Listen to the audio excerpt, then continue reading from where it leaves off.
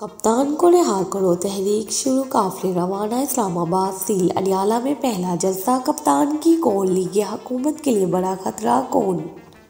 नाजरीन, आ गया वो बुलावा जिसका पूरी कौम को शिद्दत से इंतजार था। नई हुकूमत के आते ही मुल्क में बड़ा भूचाल आ गया। इमरान खान को जेल से निकालने के लिए गैबी मदद आ पहुंची। बूढ़ा मुल्क अडियाला जेल की जानिब चल निकला। वजीर आजम शहबाज शरीफ को हल्फ उठाते ही मुल्क बदल करने का मंसूबा बना लिया गया। नई हुकूमत के आते ही पीटीआई ने अपनी पुरानी सियासत शुरू कर दी। धरने और तहरीकें शुरू कर दी गई। शहरी इक़्तिदार को मैदान जंग बनाने की तैयारियां शुरू। रेड जोन और मुतअद्दिद अहम शाहराहें सील कर दी गई।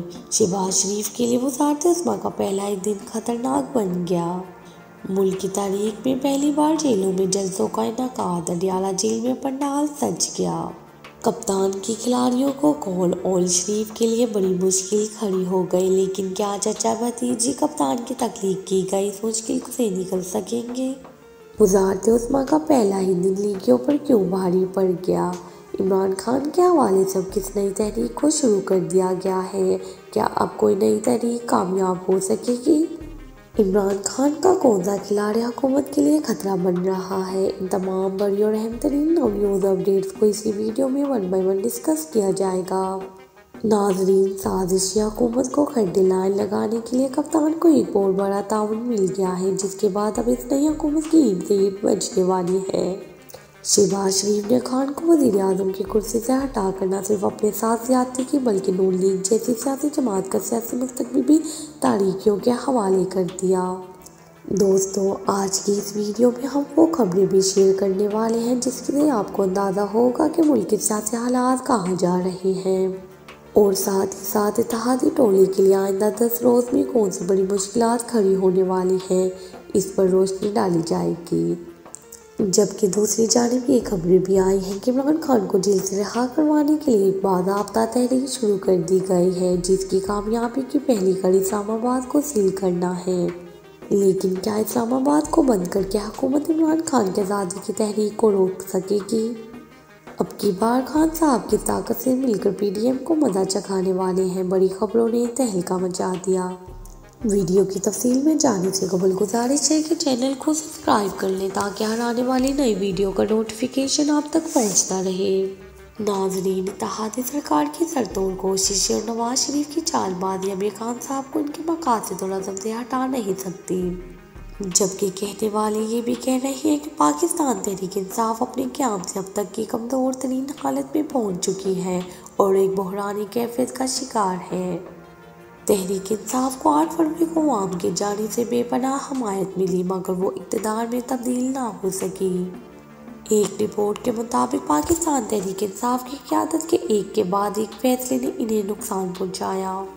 अगरचे जारहाना सियासी अंदाज से इसकी मकबूलियत में बेइंतहा इजाफा हुआ, मगर इस मकबूलियत ने तहरीक इंसाफ को इक़्तिदार में ला बिठाने की बजाय इसे तोड़ फोड़ का शिकार कर दिया। तहरीक इंसाफ आज एक नई शक्ल में है, मगर इसके अंदरूनी मामलात आने वाले कुछ रोज़ में इसे मज़ीद कमज़ोर करता दिखाई दे रहे हैं। बानी पीटीआई के जेल में होने के बाद क़यादत के साथ राब्तों में बड़ा फैसला पैदा हो गया है। फैसला साजी बानी पीटीआई के बाद कवर कमेटी के पास है। तहरीक इंसाफ की कवर कमेटी, जो बानी पीटीआई की गिरफ्तारी के बाद 22 अफराद पर मुश्तमिल थी, इसका हुज्म बढ़ते बढ़ते 60 अफराद तक पहुँच चुका है और वकला इस पर गलबा पा चुके हैं। कवर कमेटी के अरकान में कई लॉबीज बन चुकी हैं, जो फैसला साजी को अपनी अपनी तरजीहात की जानिब खींचती हैं। कवर कमेटी के कई अरकान एक दूसरे को मुख्तलिफ हलकों के साथ ताल्लुकात के शोबे में शक की निगाह से देखते हैं। मौजूदा सूरत हाल में फैसला साजी का फुकदान उरूज पर है, जिसकी बड़ी वजह बानी पीटीआई के साथ राब्तों का फुकदान है। तहरीक इंसाफ के रहनुमाओं की बानी पीटीआई से मुलाकात हो पाती है, जो वकला हैं और अब जमात का हिस्सा बन चुके हैं। ये मुलाकातें भी ज़्यादातर सिर्फ उस वक्त होती हैं जब इनके केसेस की समाअत हो रही हो। जेल के अंदर बानी पीटीआई का शाह महमूद कुरैशी और चौधरी परवेज़ इलाही से कोई राब्ता नहीं होता। नाजरीन, एक खबर ये भी है कि कौमी असम्बली के इजलास में chairman Pakistan peoples party Bilawal Bhutto Zardari ने वज़ीर आज़म शहबाज शरीफ से 9 मई के वाक़यात की तहकीक के लिए जुडिशल कमीशन तश्कील देने का मुतालबा करते हुए कहा कि कमीशन का क़याम अमल में लाया जाए ताकि गुनाहगारों को सजा दी जा सके और बेगुनाह रिहा हो सके। इधर तहरीक इंसाफ ने भी 9 मई वाक़यात और साइफर पर जुडिशल कमीशन बनाने का मुतालबा कर दिया है। कौमी असम्बली में खिताब करते हुए बिलावल भुट्टो ने मुतालबा किया कि हुकूमत चीफ जस्टिस काजी फाइज ईसा से दरख्वास्त करे कि वो अपनी सरबराही में जुडिशल कमीशन कायम करे ताकि दूध का दूध और पानी का पानी हो सके। ताहम इसके लिए तहरीक इंसाफ को यकीन दहानी करवानी होगी, वो जुडिशल कमीशन का फैसला मंजूर करेंगे। बिलावल भुट्टो ने कहा कि वज़ीर आला खैबर पख्तूनख्वा ने 9 मई के वाक़यात में इंक्वायरी का मुतालबा किया है। पीपल्स पार्टी इसकी तौसीक करते हुए जुडिशल कमीशन का मुतालबा करती है। बिलावल ने कहा कि ये नहीं हो सकता कि कोई शोहदा और उनकी यादगारों पर हमला करे और फिर बच निकले और इस मामले में जिम्मेदारों का तयन होना ज़रूरी है। तहरीक इंसाफ के रहनुमा और साबिक स्पीकर कौमी असम्बली असद कैसर ने भी अपने खिताब में वज़ीर आज़म शहबाज शरीफ से मुतालबा किया कि वो साइफर और 9 मई वाक़यात की तहकीकात के लिए जुडिशल कमीशन बनाएं। इन्होंने इंतखाबात में मुबैना धांधली पर भी आला अदालती कमीशन बनाने का फैसला किया। कौमी असम्बली का इजलास जारी है और बिलावल भुट्टो सरदारी के बाद दीगर रहनुमा इज़हार ख्याल कर रहे हैं। ताहम अपोजिशन रहनुमाओं की तकरीर के दौरान सरकारी टीवी PTV पर नशरियात बंद करने का सिलसिला जारी है। Asad Qaiser barrister Gohar Balochistan national party के रहनुमा सरदार अख्तर मिंगल की तकरीर के दौरान भी बराह रास्त नशरियात बंद कर दी गई। बलोचिस्तान नेशनल पार्टी के रहनुमा सरदार अख्तर मिंगल ने गिरफ्तार सियासी कैदियों और सहाफ़ियों की रिहाई का मुतालबा किया है। अख्तर मिंगल ने कहा कि वो बलोचिस्तान के कैदियों की बात नहीं कर रहे क्योंकि वहाँ पर हम सियासी नहीं जंग कैदी हैं।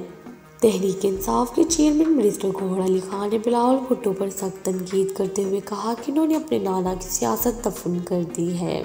नाम के साथ भुट्टो लगाने से कोई भुट्टो नहीं बन जाता। इस पर राजा परवेज अशरफ ने कहा कि अगर आप जातियात पर हमला करेंगे तो आपके लीडर पर भी बात होगी।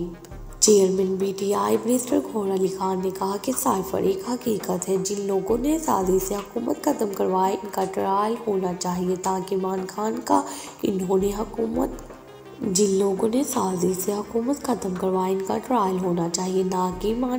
का इन्होंने हुक्मरान इत्तेहाद पर तकरीर करते हुए इल्ज़ाम लगाया कि आपस में ओहदे बांटते हैं। इनका जमहूरियत से कोई ताल्लुक नहीं, ये जमहूरी नहीं मफाद परस्त लोग हैं। साबिक स्पीकर असद कैसर ने मुतालबा किया कि इमरान खान, शाह महमूद कुरैशी, बुशरा बीबी और परवेज़ इलाही के खिलाफ तमाम मुकदमे वापस लें। हमारे लीडरान को रिहा किया जाए तो जमहूरियत और आइन की बालादस्ती और सादतलिया के लिए आपके साथ इकट्ठे होंगे। कौमी असम्बली में खिताब करते हुए उनका कहना था कि जिस इमरान खान ने पाकिस्तान का नाम रोशन किया इसे दहशतगर्द डिक्लेयर करार दिया गया। अगर इमरान खान दहशतगर्द के तो फिर हम सब दहशतगर्द हैं।